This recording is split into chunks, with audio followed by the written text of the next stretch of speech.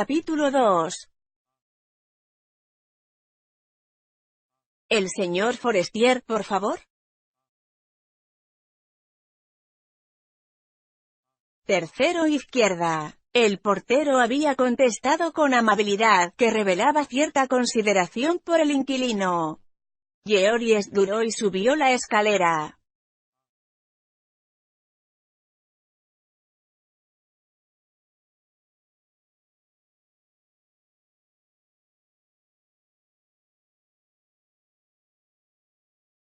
Iba un poco preocupado, encogido, molesto.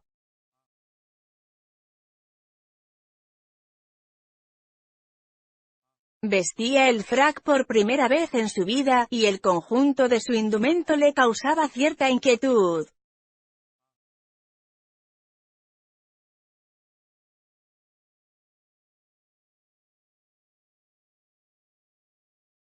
En todo hallaba algún defecto, en los escarpines no muy relucientes aunque sí de fina piel, porque presumía de calzar bien, en la camisa, de 4,50 francos, que aquella misma mañana había comprado en los almacenes del Louvre, y cuya pechera, demasiado sutil, comenzaba ya a arrugarse.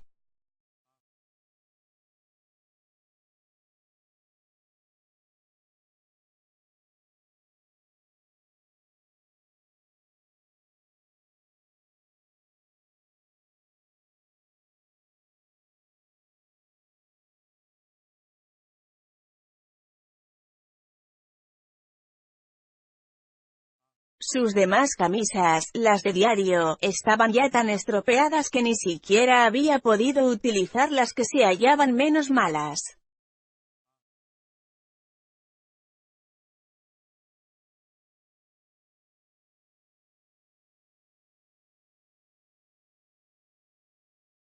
El pantalón, demasiado largo, se ajustaba mal a la pierna y hacía arrugas en la pantorrilla, lo que le daba esa apariencia de cosa usada que suelen tomar las prendas de alquiler sobre las carnes que ocasionalmente cubren.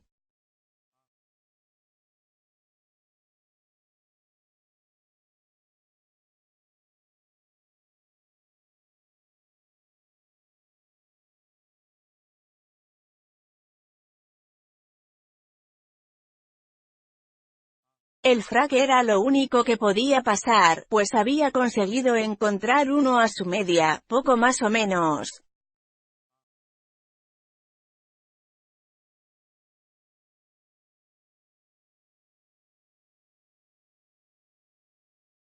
Subía los peldaños lentamente, el corazón le saltaba en el pecho, iba lleno de ansiedad y le hostigaba, sobre todo, el temor de hacer el ridículo. De pronto, se halló ante un caballero vestido de etiqueta, que lo miraba fijamente.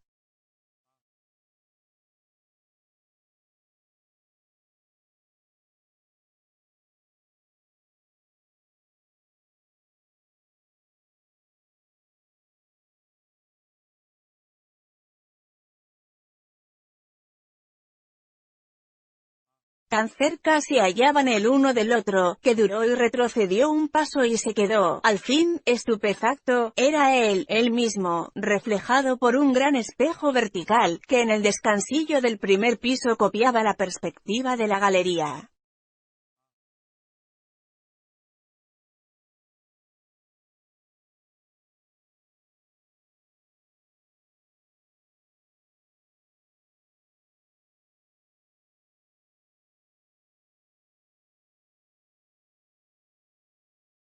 Al hallarse mejor de lo que creyera, se estremeció de júbilo.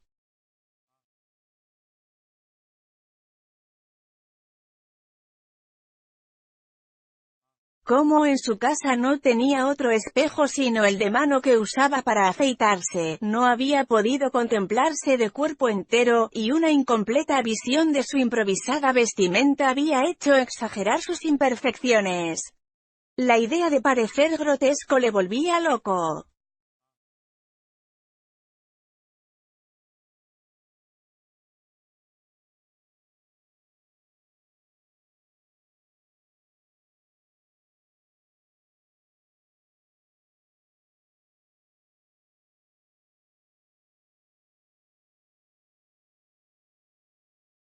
Mas he aquí que, al verse de pronto en el espejo, se había tomado a sí mismo por un hombre de mundo, que le había parecido muy bien, muy chica al primer golpe de vista.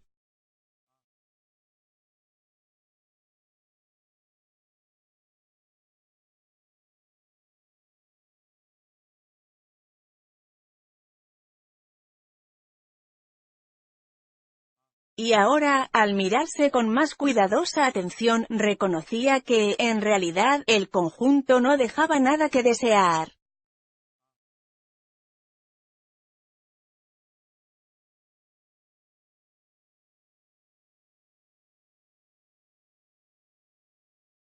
Entonces se estudió a sí mismo como pudiera hacerlo un actor que aprendiese su papel.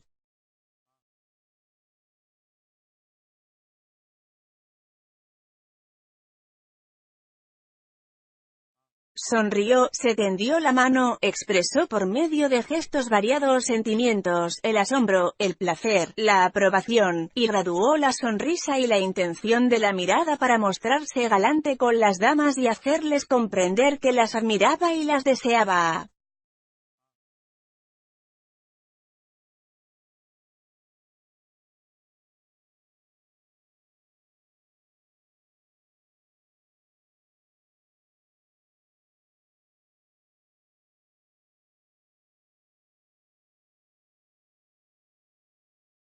En esto, se abrió una puerta en la escalera.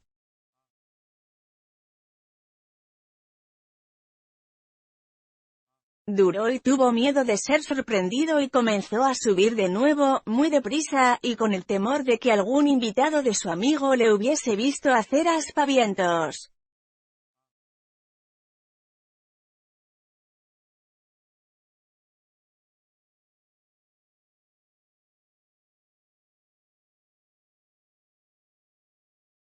Al llegar al segundo piso, vio otro espejo.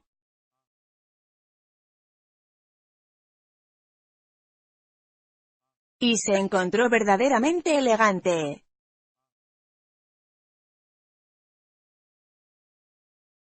Andaba con gallardía. Una inmoderada confianza en sí mismo se apoderó de su alma.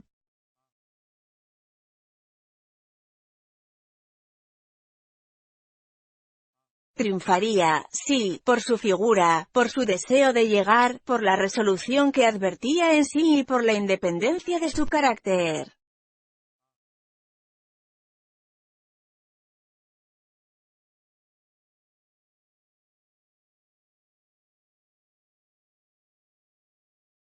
Sentía deseos de correr, de saltar, mientras ganaba el último piso.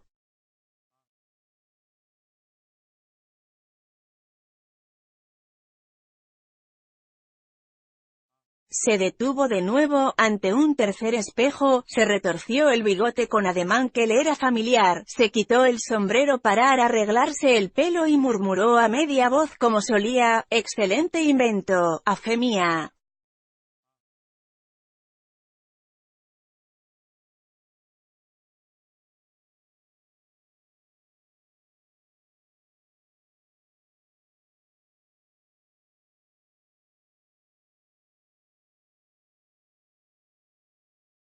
Y tocó el timbre. Casi al momento se abrió la puerta, y Georgie se vio ante un criado vestido de frac negro, muy serio, completamente afeitado, y de tan impecable aspecto que Duroy se turbó de nuevo, sin que se le alcanzase de dónde provenía aquella impresión, acaso de una inconsciente comparación entre el corte de los respectivos trajes.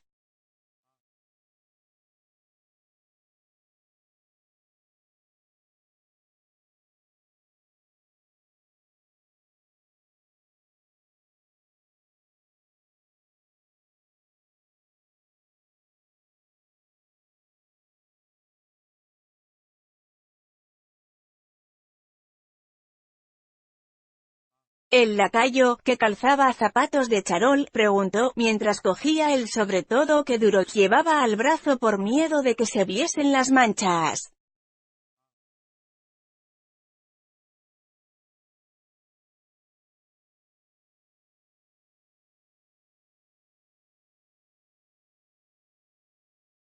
¿A quién debo anunciar?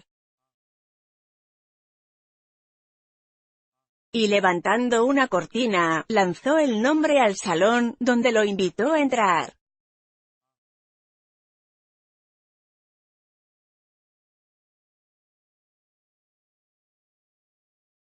Pero Duroy perdió de pronto su aplomo y sintió que el temor lo paralizaba y hacía jadear.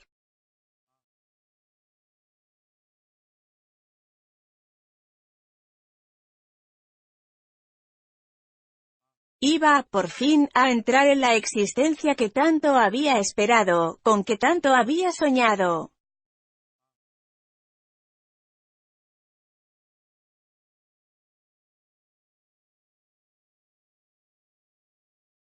Avanzó, a pesar de todo. Una mujer joven, rubia, lo esperaba en pie y completamente sola en una pieza, muy bien iluminada y llena de plantas, como una estufa.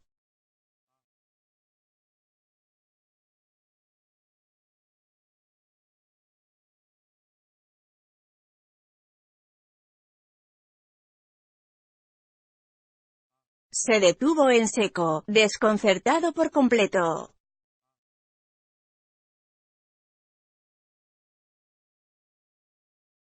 ¿Quién era aquella señora que le sonreía?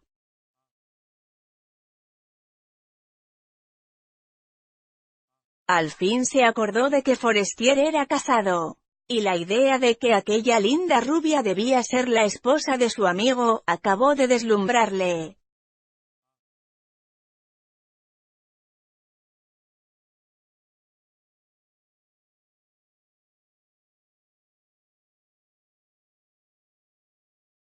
Señora, balbució, soy.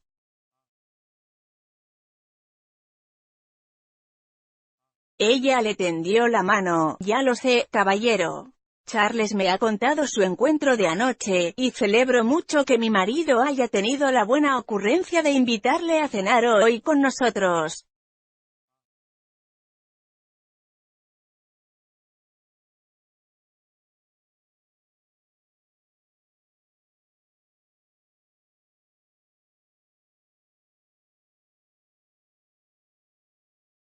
Duroy enrojeció hasta las orejas, sin saber qué decir. Se sentía examinado, inspeccionado de pies a cabeza, valorado, juzgado, en fin.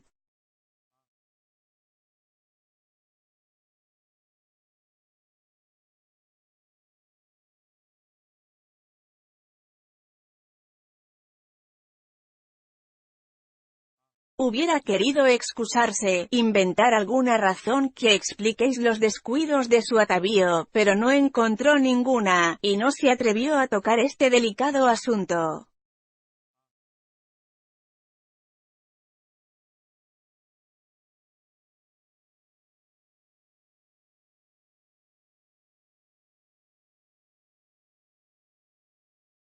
Se sentó en el sillón que la dama le ofrecía, y cuando sintió que a su peso cedía el muelle y suave terciopelo del asiento, cuando hundido y apoyado en él, ceñido por aquel muelle acariciador, cuyo respaldo y brazos lo sostenían delicadamente, le pareció que estaba en una nueva y encantadora vida, que tomaba posesión de algo deliciosos, que había llegado a ser alguien, en fin, que estaba a salvo, y miró a la señora de Forestier, que no le quitaba ojo.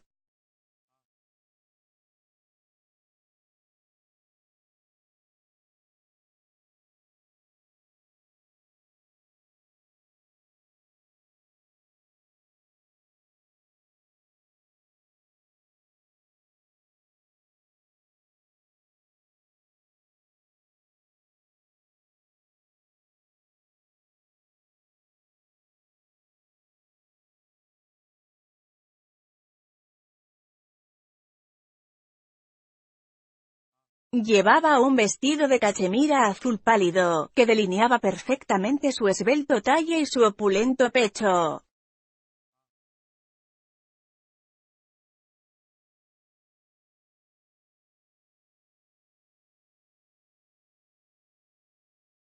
Brazos y cuello surgían, desnudos, entre espumas de blanco encaje que guarnecía el corpiño y las breves mangas.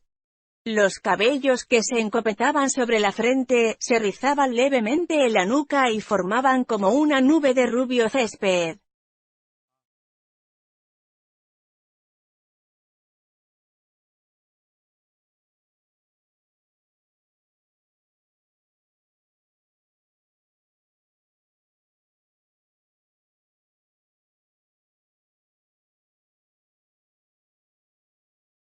Su mirada, que sin saber por qué le recordó la de la buscona de Folies Berrier, tranquilizó a Duroy.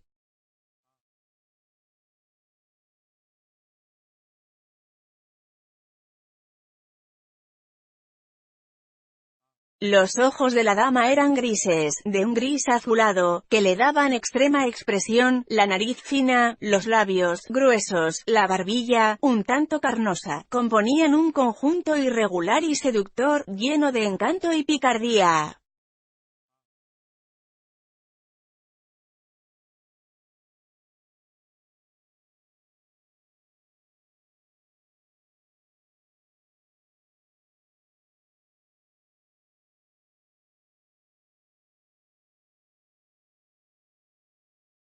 Era uno de esos rostros de mujer en que cada facción tiene una gracia peculiar, cierta significación, y en que cada gesto declara u oculta alguna intención.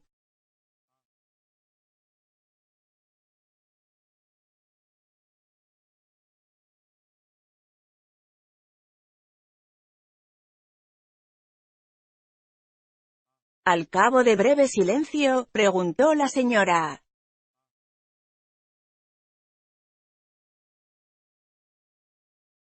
¿Lleva usted mucho tiempo en París?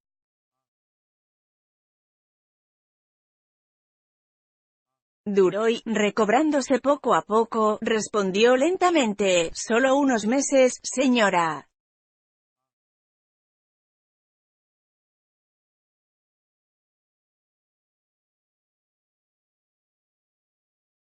Soy empleado de ferrocarriles, pero Forestier me ha hecho concebir la esperanza de ingresar en el periodismo.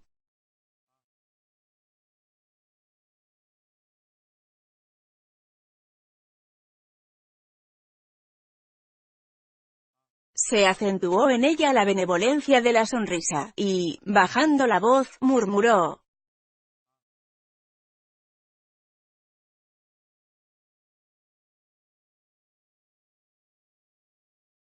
Ya sé ya.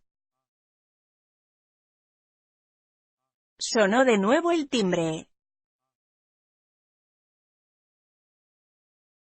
El criado anunció, la señora de Marelle.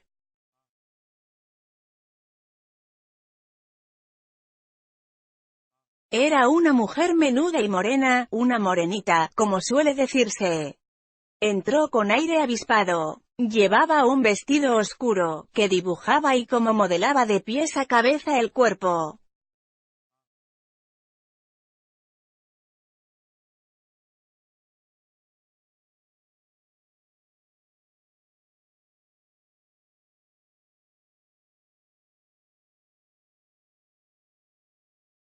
Una rosa encarnada, prendida en la negra cabellera, solicitaba vivamente la mirada y parecía realzar el semblante, acentuar su especial carácter y darle la animación que le faltaba.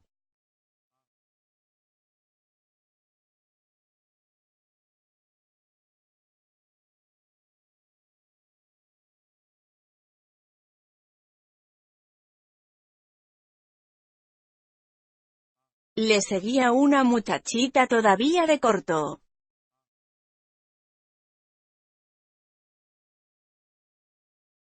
La señora Forestier se adelantó a recibirlas. Buenas tardes, Clotilde.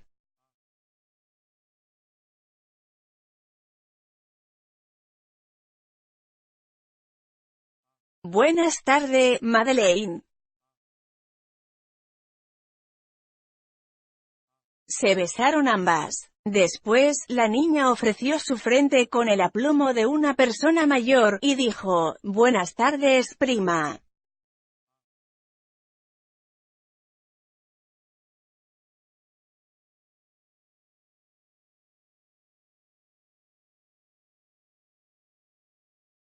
La señora Forestier la besó también. Luego hizo las presentaciones.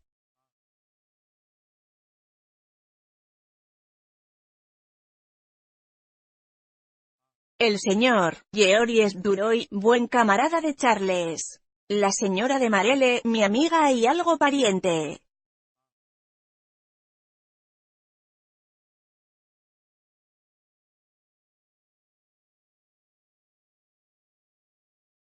Y añadió: aquí, sabe usted, estamos en confianza. Nada de cumplidos ni etiquetas, ¿comprende?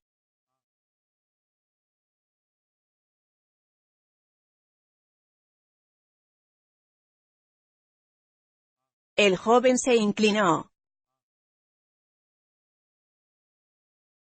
Se abrió otra vez la puerta y entró un caballero bajito, gordo, rechoncho, que llevaba del brazo a una hermosa y arrogante mujer, más alta que él, mucho más joven, de modales distinguidos y grave continente.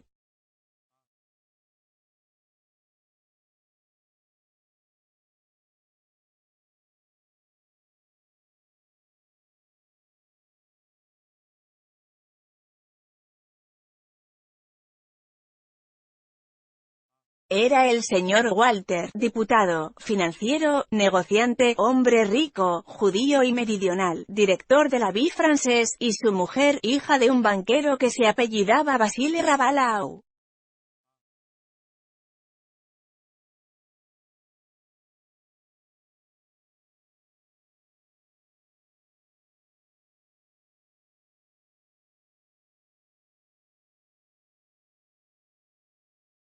Uno tras otro, llegaron Jacques Rival, muy elegante, y Norbert de Varenne, con el cuello del frac muy reluciente por el roce con los largos cabellos que le llegaban hasta los hombros y los sembraban de blancas motas de caspa.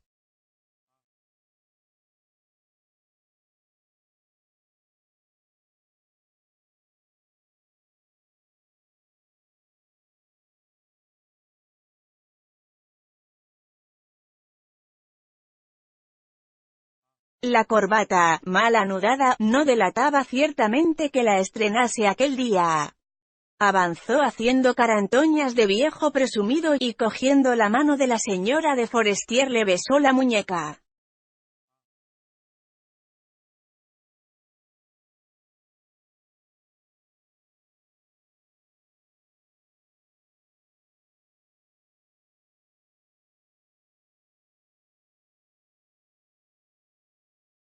A causa del movimiento que hizo al inclinarse, su larga pelambrera se derramó, como una cascada de agua, sobre el desnudo brazo de la joven señora.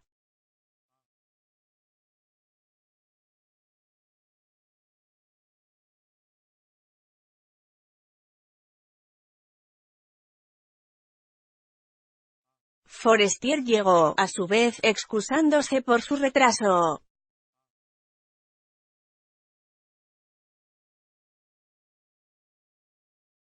La cuestión Morel le había retenido en el periódico.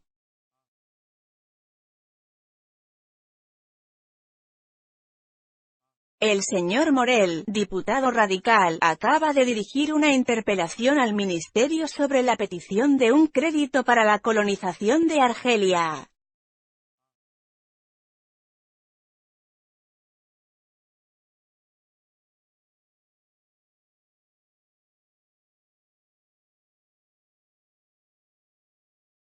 El criado anunció: la señora está servida. Pasaron todos al comedor.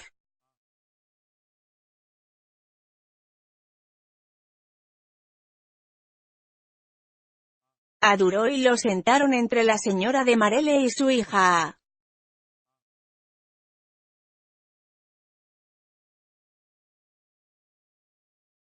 Se sentía otra vez cohibido, temeroso de cometer algún error en el manejo del tenedor, la cuchara y los vasos.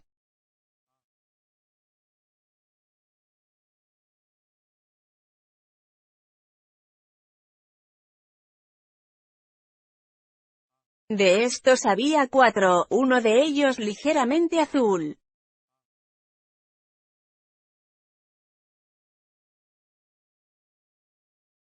¿Qué diablos podría beberse en él? Se comió la sopa en silencio. Al fin, Norbert de Varenne preguntó.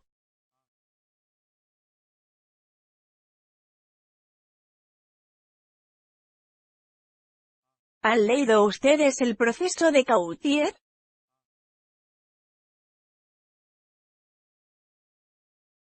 Es curioso. Se discutió aquel caso de adulterio complicado con chantaje.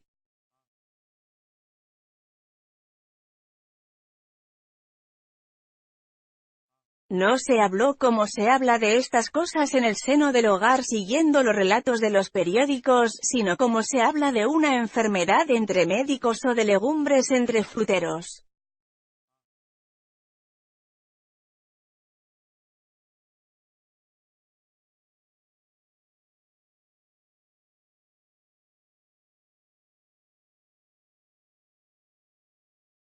Nadie se indignaba, nadie se asombraba ante aquellos hechos. Se buscaban sus causas profundas secretas, con curiosidad profesional e indiferencia absoluta por el crimen en sí.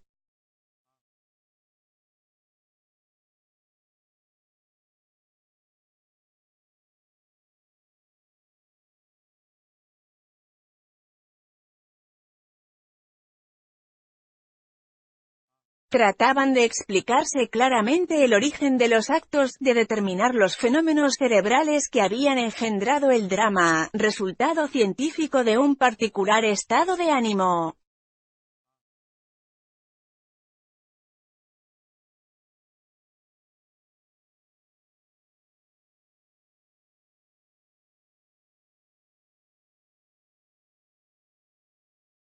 También las mujeres se entusiasmaban con esta labor indagadora.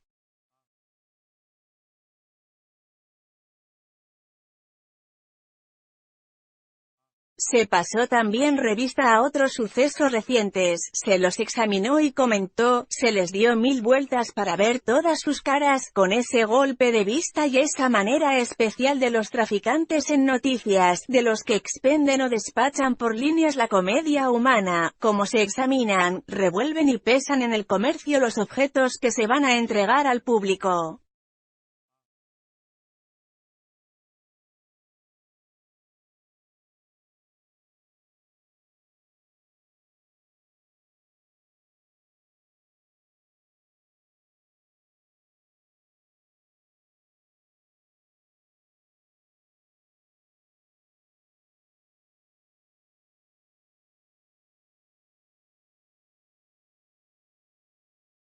Se habló luego de un duelo. Jacques Rival tomó la palabra.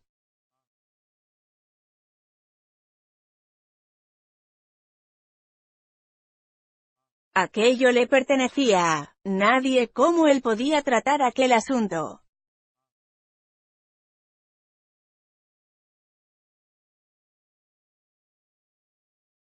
Duró y no se atrevió a chistar.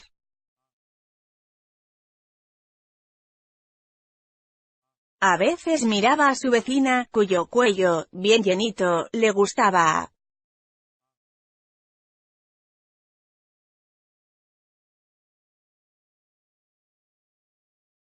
Un diamante, engarzado en un hilo de oro, pendía del lóbulo de la oreja como una gota de agua que se deslizase por la carne.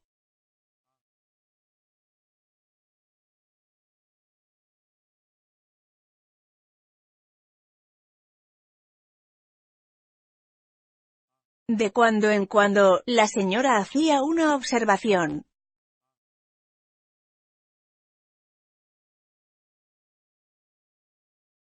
Que revelaba su ingenio picante, gracioso, improvisador, un ingenio de chicuela experta que ve las cosas sin prejuicios y las juzga con benévolo escepticismo.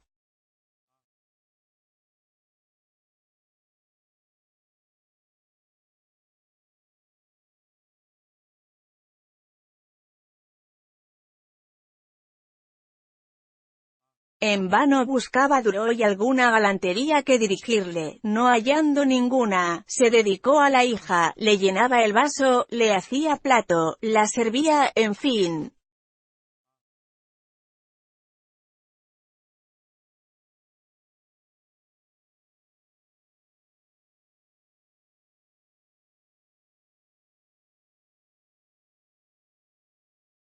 La chiquilla, más seria que su madre, daba las gracias con voz grave, saludaba con breves movimientos de cabeza. «Es usted muy amable, caballero». Y escuchaba a las personas mayores con gestecillo reflexivo.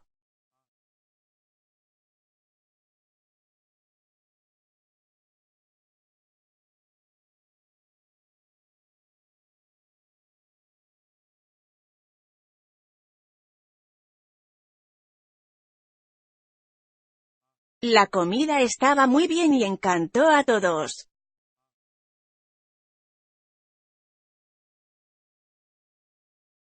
El señor Walter devoraba como un ogro, sin hablar palabra, y, a través de las lentes dirigía miradas oblicuas a los manjares que le presentaban.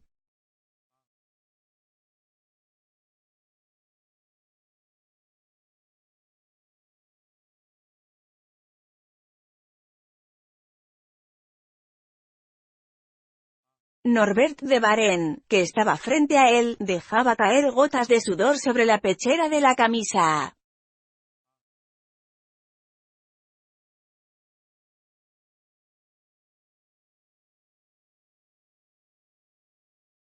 Forestier, ya sonriente, ya serio, lo vigilaba todo y cambiaba con su mujer miradas de inteligencia, a la manera de esas comadres que realizan juntas una misma tarea y comprueban que todo marcha a la medida de sus deseos.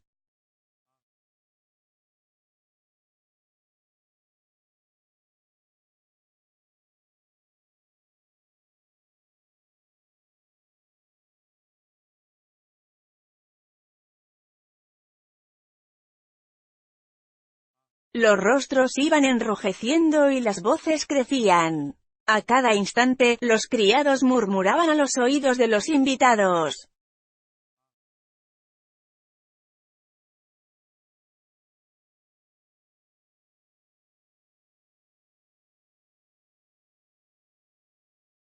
«¿Cordón?» cható la Rose. Duroy había hallado el cortón muy de su gusto, y dejaba que le llenase la copa.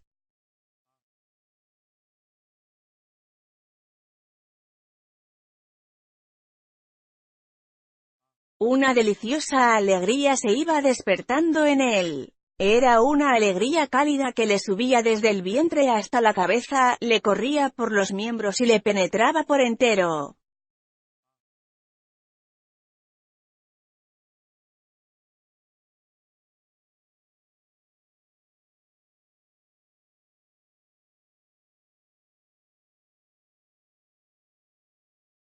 Se sentía invadido por un bienestar completo, un bienestar de la vida y del pensamiento, del cuerpo y del alma.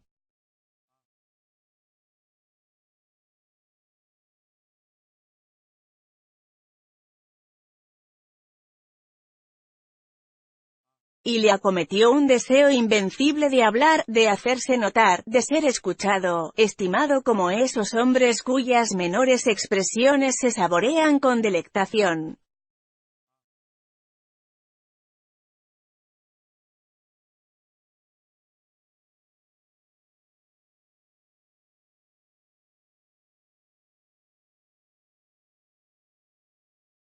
Pero la conversación que había ido encadenando ideas, saltando de tema en virtud de una sola palabra, de una nadería, después de haber recorrido los acontecimientos del día y tocado, de paso, mis asuntos, volvió sobre la importante interpelación del señor Morel acerca de la política colonial de Argelia.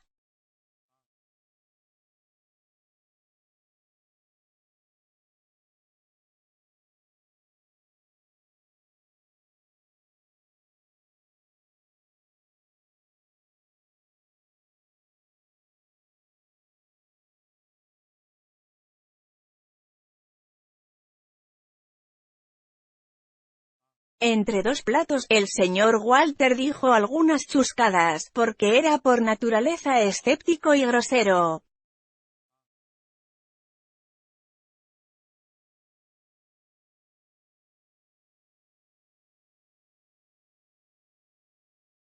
Forestier adelantó su artículo del día siguiente.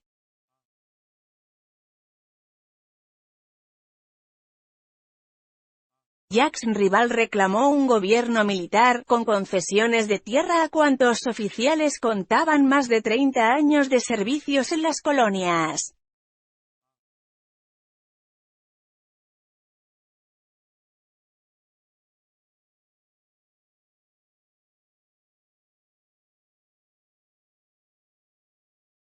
De este modo, decía, se crearía una colectividad enérgica, de antiguo conocedora y amante del país, así como de su lengua y de esas graves cuestiones locales contra las que se estrellan los recién llegados.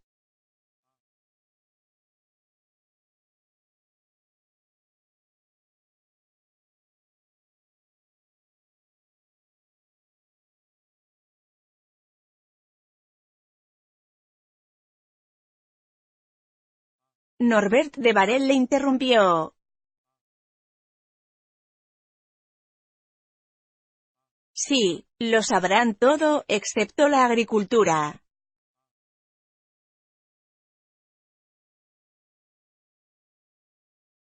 Hablarán el árabe, pero ignorarán cómo se trasplanta la remolacha y cómo se siembra el trigo.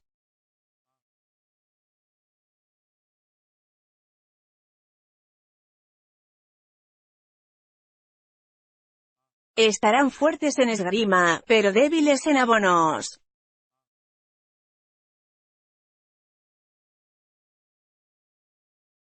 Será preciso, por el contrario, abrir con generosidad aquel país virgen a todo el mundo.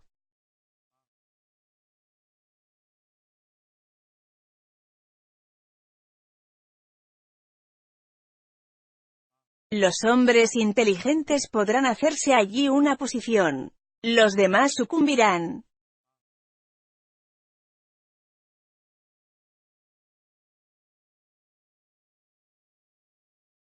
Tal es la ley social.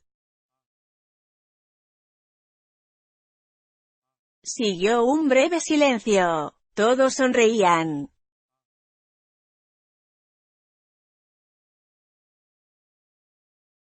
Georges duro y abrió la boca y, sorprendido de su propia voz como si jamás se hubiese oído a sí mismo, dijo, lo que allí falta es la tierra.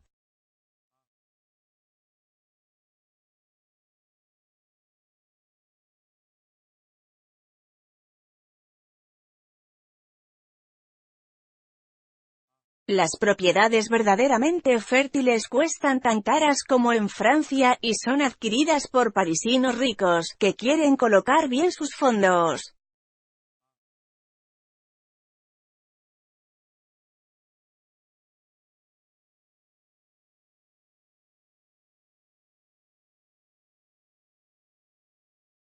Los verdaderos colonos, los pobres, los que emigran en busca del pan que no tienen, son relegados al desierto, donde nada se produce, por falta de agua.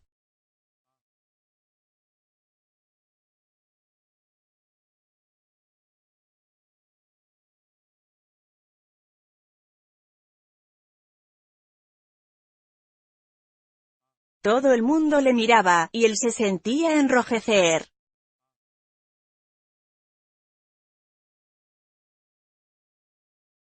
Walter le preguntó, ¿conoce usted Argelia, caballero?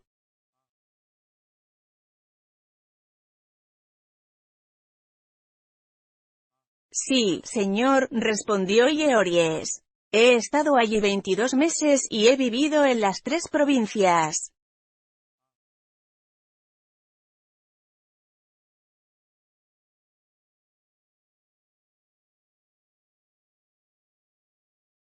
Bruscamente, olvidando la cuestión moral, Norbert de Varel le interrogó sobre un detalle de aquellas costumbres de que le había hablado un oficial.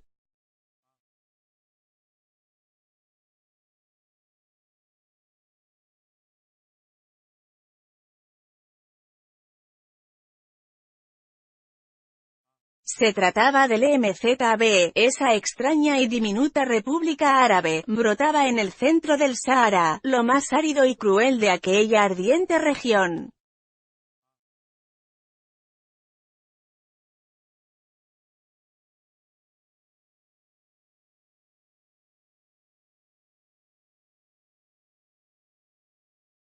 Duroy había visitado 2 veces el Mazab y narró las costumbres de tan singular país, donde cada gota de agua tiene precio de oro, todos los habitantes están obligados a prestar servicios públicos y la probidad comercial se lleva más lejos que en los pueblos civilizados.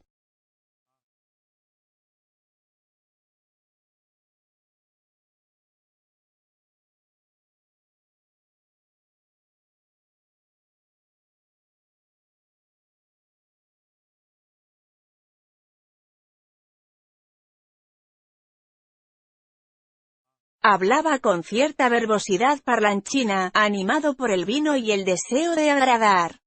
Contó anécdotas de cuartel, rasgos de la vida árabe, aventuras de guerra.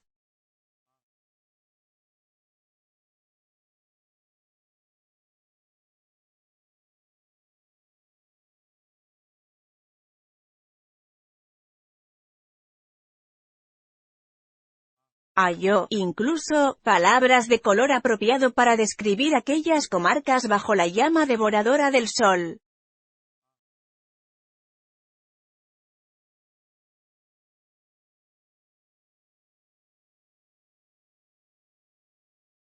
Las mujeres tenían los ojos clavados en él. La señora de Walter dijo con voz pausada.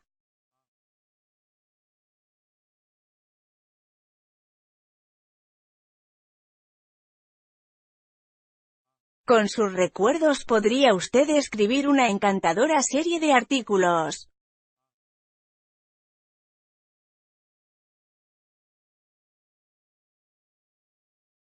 Al oírla, Walter miró al joven por encima de los lentes como hacía siempre que quería ver bien algún rostro.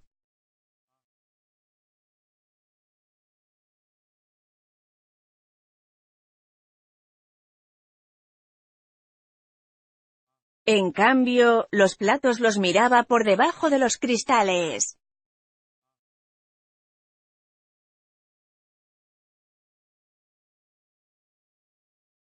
Forestier cogió la ocasión por los pelos.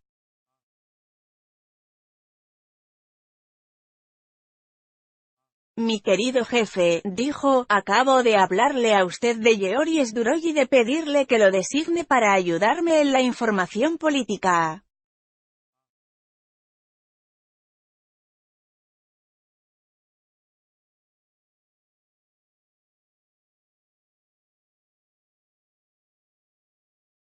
Desde que nos dejó Marambot no tengo a nadie que vaya a buscar las noticias urgentes y confidenciales, y el periódico se resiente de ello.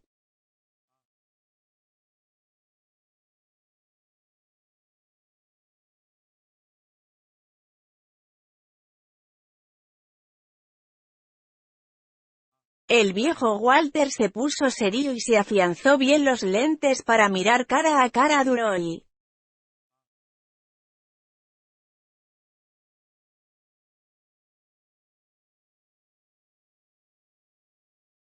Al fin dijo, el señor Duroy tiene ciertamente un talento original.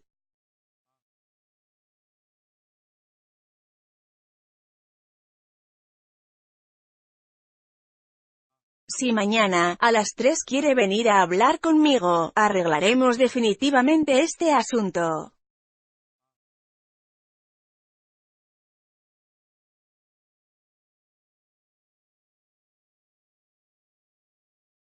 Y tras breve silencio, prosiguió, volviéndose hacia el joven.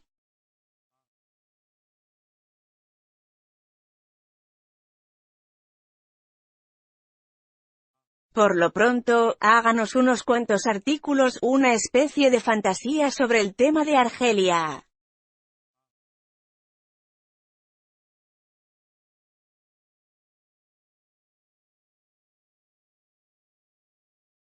Mezcle usted sus recuerdos personales con la cuestión colonial.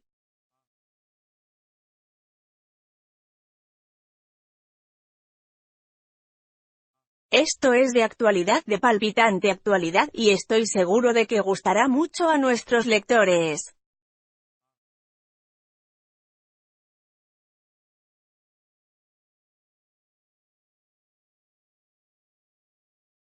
Pero dese prisa. Necesito el primer artículo para mañana o pasado, para que coincida con el debate sobre este asunto en la Cámara, a fin de atraernos público.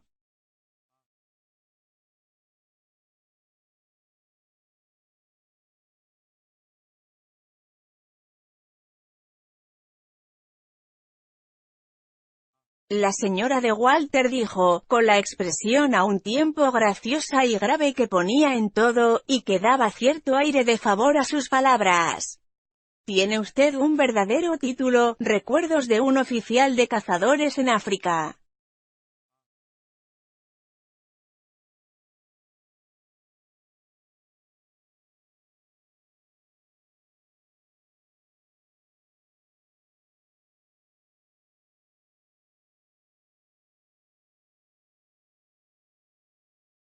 ¿Verdad, Norbert?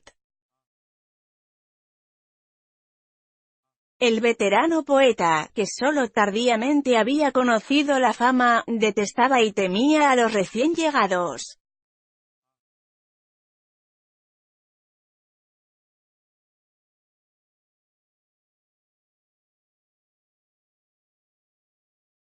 Sí, precioso, respondió secamente, a condición de que la tal serie dé la nota debida.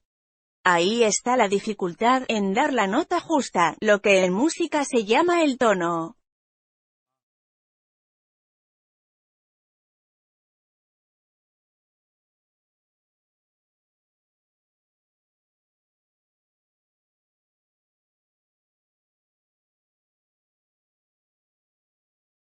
La señora Forestier envolvió a Duroy en una mirada protectora y risueña de mujer experta, que parecía querer decir, tú llegarás.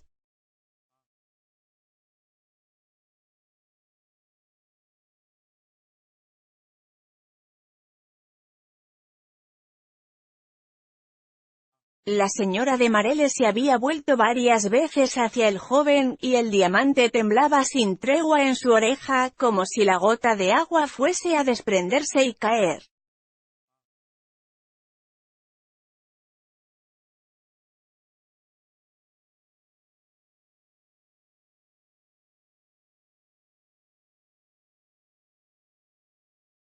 En cuanto a la niña, permanecía inmóvil y la ve, con la cabeza inclinada sobre el plato.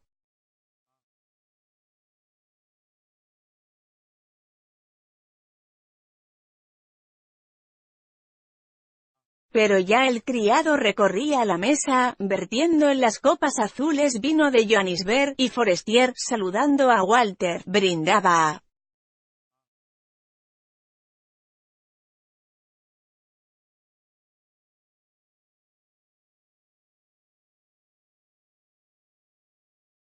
Porque la vie française alcance larga y próspera vida.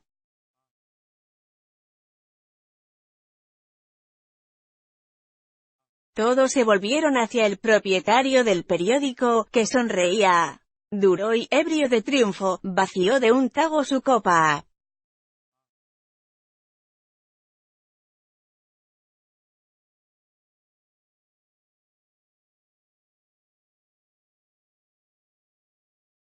Le parecía que lo mismo hubiera vaciado un barril entero, o se hubiese comido un buey y estrangulado a un león.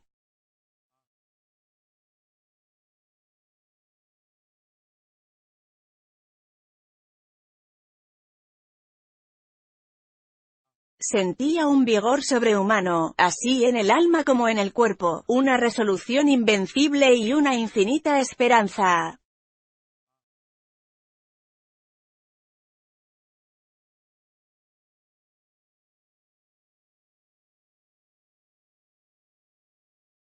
Estaba, al fin, en su casa, entre los suyos. Acababa de tomar posesión de ella, de conquistar un puesto.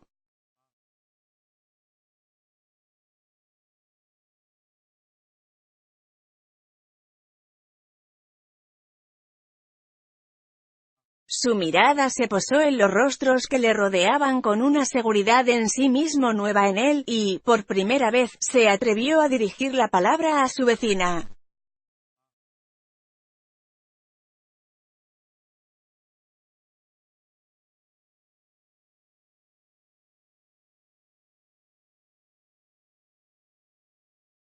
Señora, lleva usted los pendientes más bonitos que he visto en mi vida.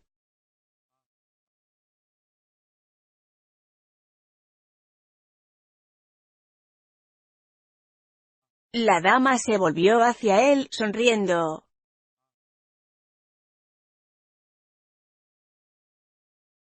Ha sido idea mía esta de los diamantes prendidos sencillamente a un hilo de oro.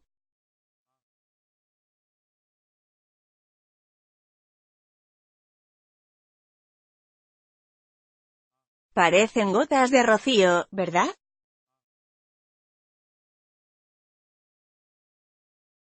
Duró y murmuró, asustado de su audacia y temeroso de decir una tontería.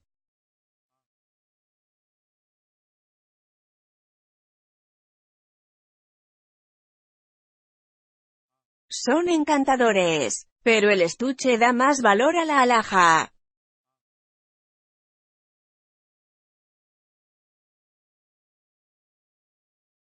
Ella le dio las gracias con una mirada, una de esas claras miradas de mujer que llegan hasta el corazón.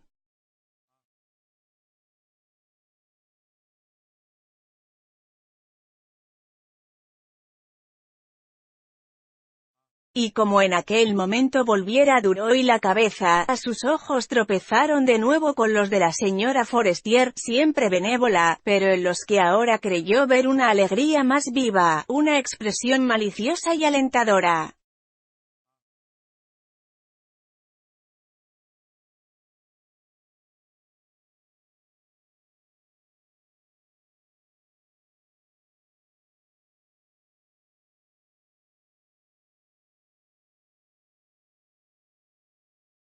Entretanto, los hombres hablaban todos al mismo tiempo y a gritos. Con animados gestos, discutían el gran proyecto de ferrocarril metropolitano.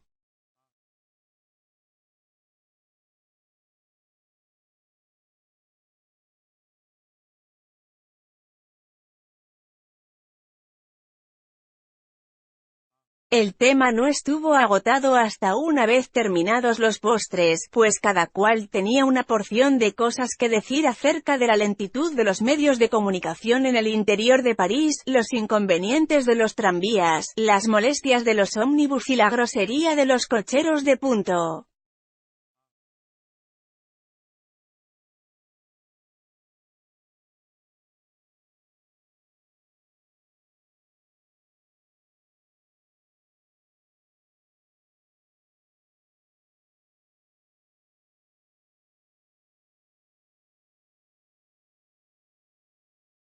Salieron después del comedor para tomar el café.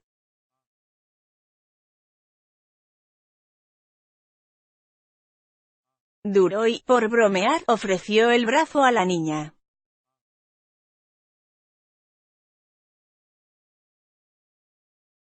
Esta le dio las gracias gravemente y se empinó para poder alcanzar con la mano el codo de su vecino.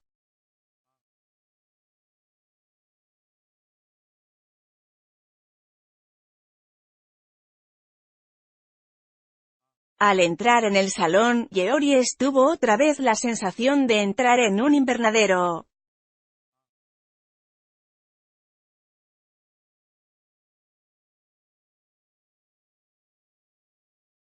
Grandes palmeras abrían sus elegantes hojas en los cuatro rincones de la estancia, ascendían hasta el techo y luego se alargaban en graciosos surtidores de agua.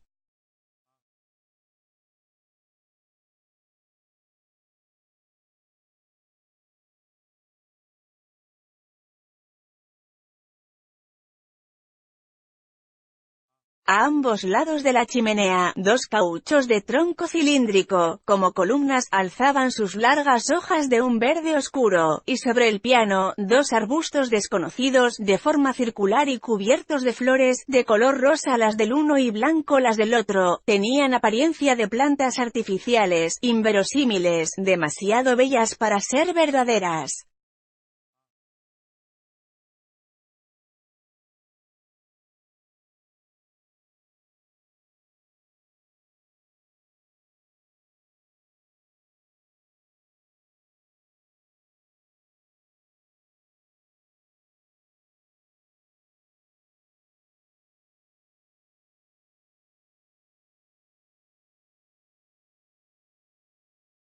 El aire era fresco, penetrado de un vago y suave perfume, al que no se podía definir ni dar nombre alguno.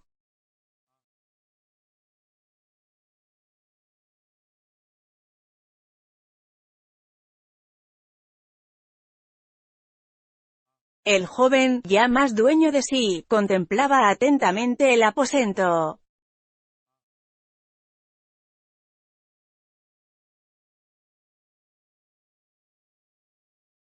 No era grande, nada, fuera de los arbustos, atraía en él la mirada, ningún color sorprendía por lo vivo de sus tonos, pero allí se sentía uno a gusto, tranquilo, sosegado. Aquella atmósfera envolvía dulcemente, agradaba, ponía en torno al cuerpo algo así como una caricia.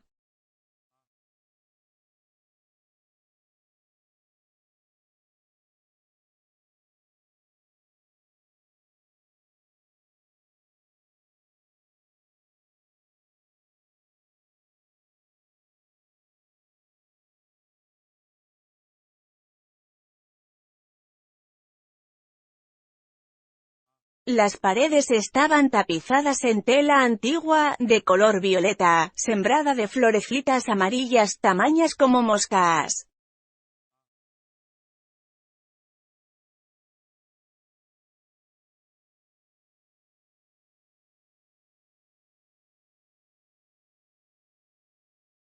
Ocultaban las puertas cortinas de un paño azul grisáceo, como el de los uniformes militares, bordado de claveles de seda roja. Y los asientos de todos los tamaños y formas, meridianas, sillones enormes o minúsculos, y taburetes, esparcidos por la habitación, estaban forradas en tela Luis XVI o de bello terciopelo de Utrecht, con dibujos granates sobre fondo crema.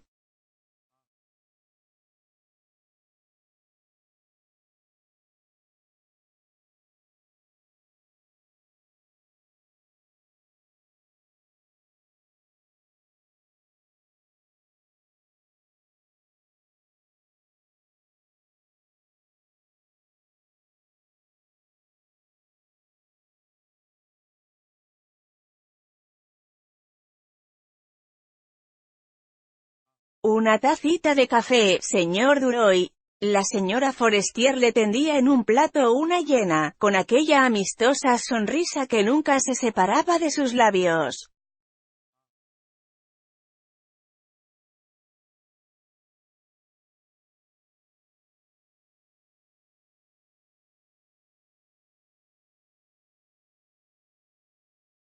Sí, señora, muchas gracias.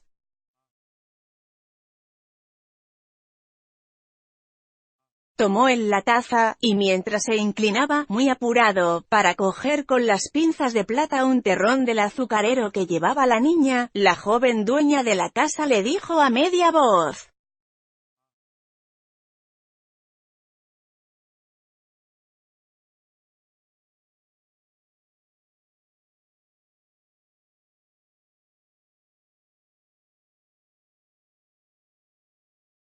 «Haga usted la corte a la señora de Walter».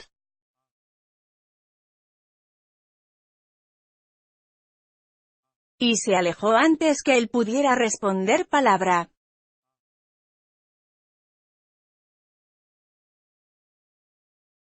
Georges comenzó por tomarse el café, porque temía derramarlo sobre la alfombra. Después, ya más tranquilo, buscó medio de acercarse a la mujer de su nuevo director y de entablar conversación con ella.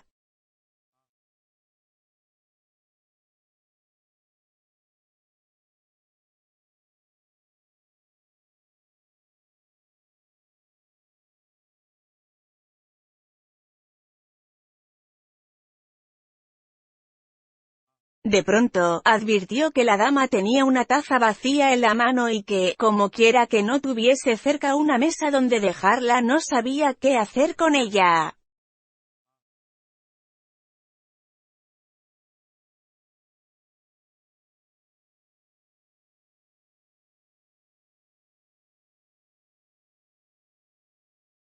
Se adelantó. «Permítame usted, señora».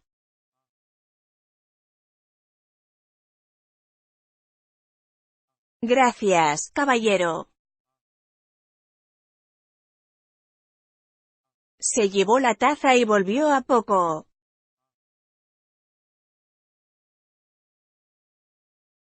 «Si supiera usted, señora, qué buenos ratos me ha hecho pasar la vie française, allá en el desierto».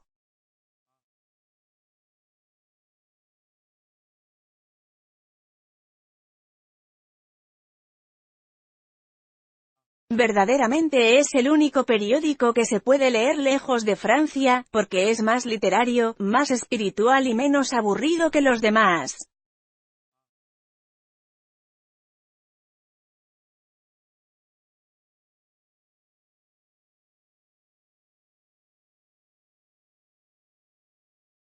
En sus páginas encuentra uno siempre lo que busca.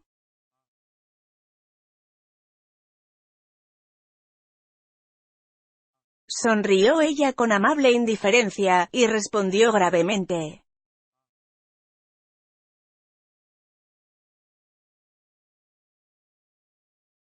El señor Walter ha creado un tipo de periódico que indudablemente responde a una nueva necesidad.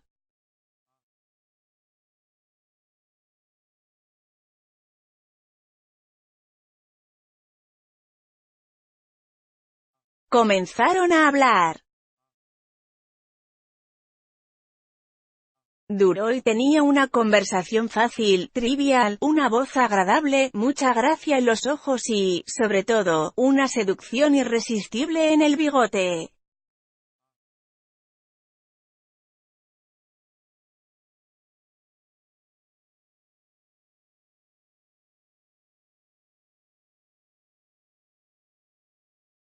Pues se alborotaba, se encrespaba, se rizaba sobre el labio, lindo bigote, de un rubio rojizo que empalidecía un poco en las rizadas guías.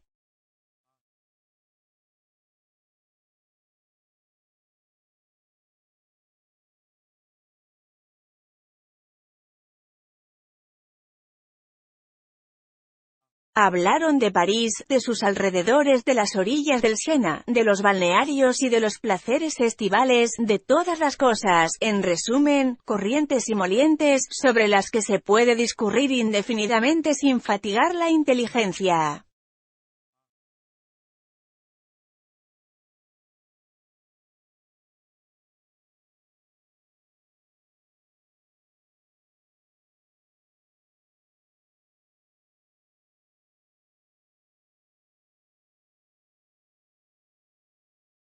Al fin, y como Norbert de Varenne se acerquéis con una copa de licor en la mano, Duroy se alejó discretamente.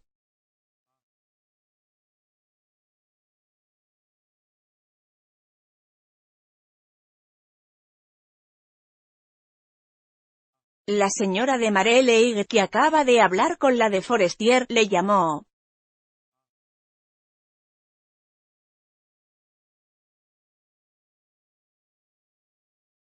«De modo, caballero», dijo, «que quiere usted tantear el periodismo, ¿eh?».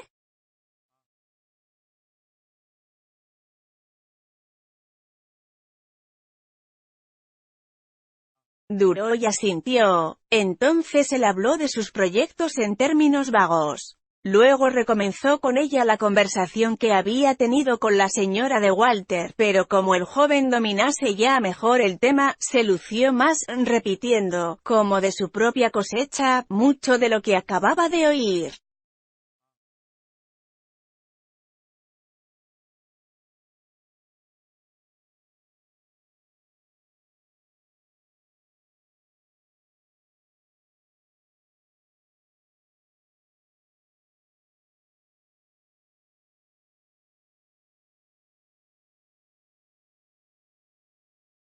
A cada momento clavaba los ojos en los de su interlocutora, como para dar más profundo sentido a lo que decía.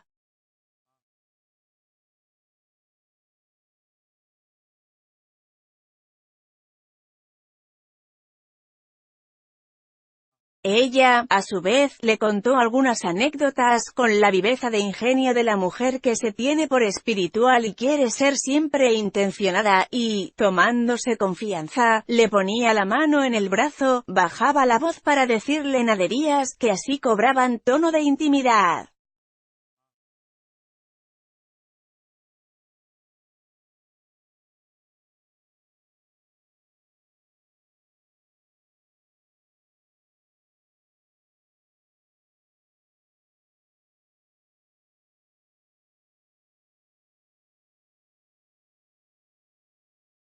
Duroy se exaltaba interiormente al roce con aquella joven, que así se ocupaba de él.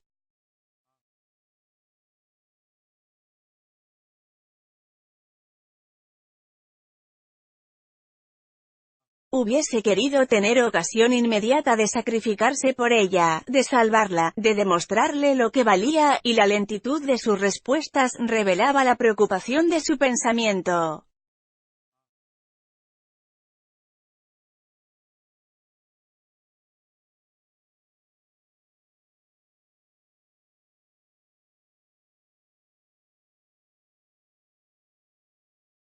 Pero, de pronto, sin razón que lo justifiquéis, la señora de Maré le gritó: «Laurine».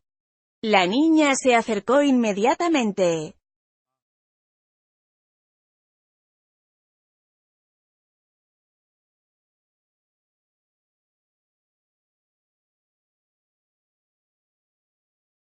«Siéntate, hija mía. Así, al lado de la ventana, tendrás frío».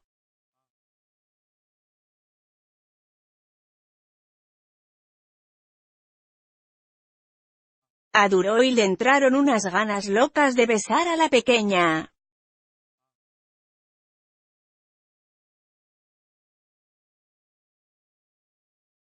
Como si algo de ese beso hubiese de volver a la madre.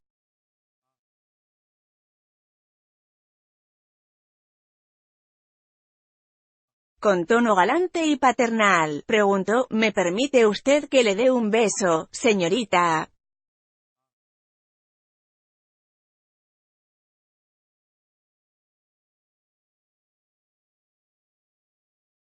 La chiquilla alzó los ojos hacia él con aire sorprendido.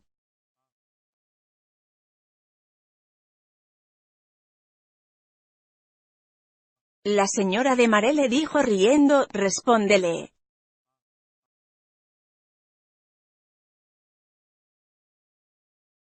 «Con mucho gusto, caballero, por hoy. Pero no vaya usted a pedirme lo mismo todos los días».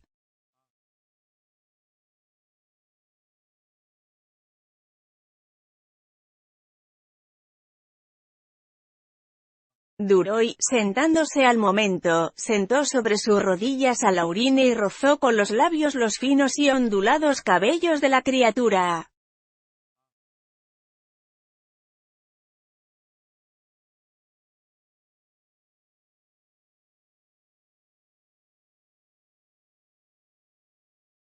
La madre dijo, sorprendida: «Caramba. No se ha escapado. Es verdaderamente asombroso».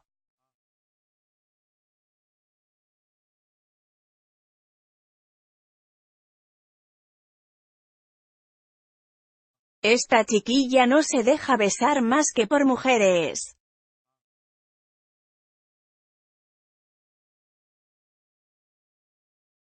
Es usted verdaderamente irresistible, señor Duroy.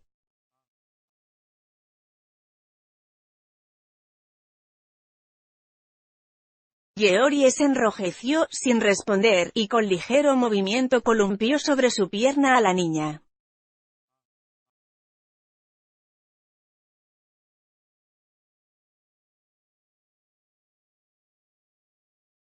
La señora Forestier se acercó y lanzó un grito de sorpresa.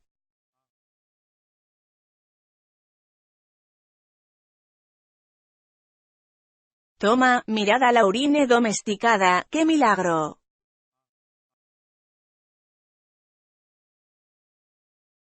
Jacques Rival se acercó, a su vez, con el cigarro en la boca, y Duroy se levantó para marcharse por miedo de malograr con alguna palabra inoportuna la tarea realizada, la iniciada obra de conquista.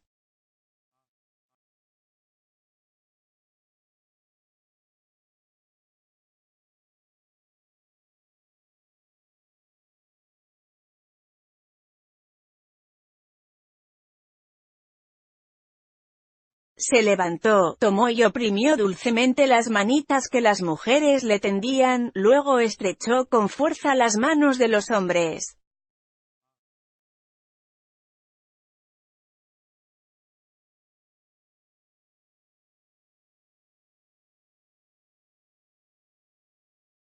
Advirtió que la de Jacques Rival estaba seca y cálida, al responder cordialmente a su presión. La de Norbert de Varenne, húmeda y fría, se escapaba, resbaladiza, entre los dedos. La del viejo Walter, húmeda y fofa, no tenía energía ni expresión. La de Forestier era grande y tibia.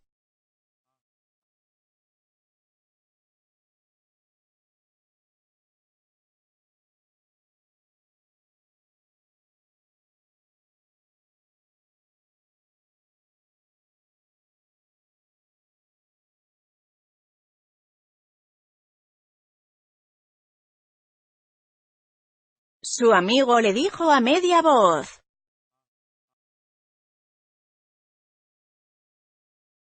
Mañana, a las 3, no lo olvides.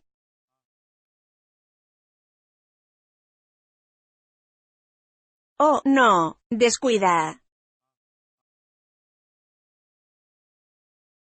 Cuando se vio en la escalera, sintió deseos de bajarla corriendo, tan vehemente era su alegría.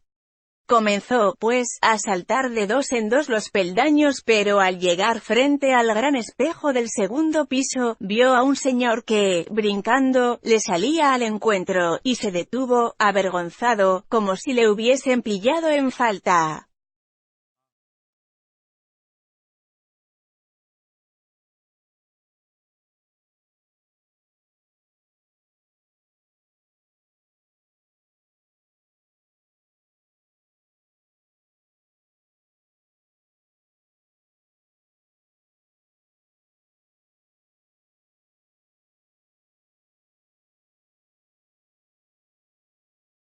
Después se contempló por largo espacio, maravillado de ser, en verdad, tan guapo mozo, se sonrió complacido, y, finalmente, despidiéndose de su propia imagen, se saludó por 3 veces, ceremoniosamente, como se saluda a los grandes personajes.